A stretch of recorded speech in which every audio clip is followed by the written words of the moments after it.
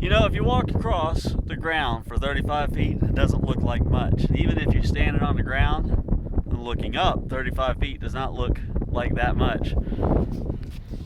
Whenever you start looking down from 35 feet, it really looks like a long way. So, I'm up here working on the Heli today, and something that has been bugging me for a little while. Whenever this thing was shipped to me, FedEx or UPS, I can't remember who brought it to me now. They banged the box up pretty good, messed up a lot of the cowls, and got them to where a lot of them didn't fit very well. I'm going to try to see if I can get this. Whenever it's running, it just drags on that cowl. Makes a lot of noise. So, I'm going to cut it off today. You can see a little bit of what's going on up here. Anyway, so y'all aren't going to get to see me actually do the work because I can't hold my phone and do that. I'm actually really nervous doing that now. It's making me I'm not confident enough in just that. I've also got to hold on to the pole. So I'm going to cut that stuff off and I'll come back.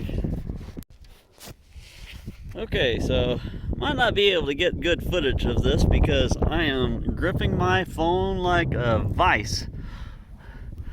Oh, this thing has been up for a little over a year. You can actually see the backs of these nuts where it's rubbed on that fiberglass for so long. It's actually caused a little bit of wear and damage on them, and some wear on the shaft. Not an important part of the shaft, but it is there. Front's still in pretty good shape. Now I am seeing a little bit of cracking on the blades right here where it mounts up. I don't think it'll be a big deal. Needs some coating. Now, as anybody who's watched my channel knows, I live in a very dry, very dusty environment, and that's what's underneath that shroud. I went ahead and I pulled the shroud off because it wasn't held on by much either. So, but I don't think there's anything in here that's going to be affected by that shroud not being there. Everything is sealed up. You see that there's there's some wear where that shroud was set, and again, it's superficial. Now, one thing I did see, I'm going to try to get to where I can show this. An important part of being able to do nut and bolt checks periodically. This thing tilts back whenever the wind gets really high, and that's the hinge right there. I'm going to push on the counterweight because that bolt is loose, super loose. I'll have to come back up here and get that done and get that tightened up properly. And outside of that, I mean, there's a little bit of rust on the tail. The powder coat's not really fared super well, and you can see lots of the grease has come out of the bearing, the pivot bearing.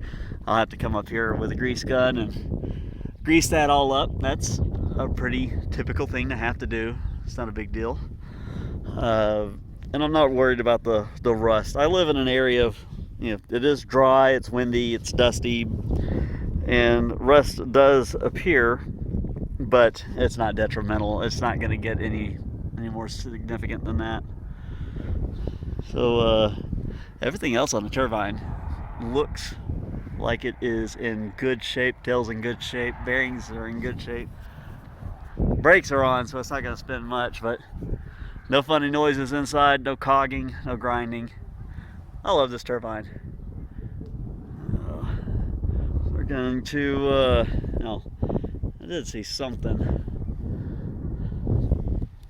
Now, one of the blades has a little nick on the leading edge. Can't possibly be a defect. I think it was it hit something. Bird got too close or something, but I haven't seen any debris around.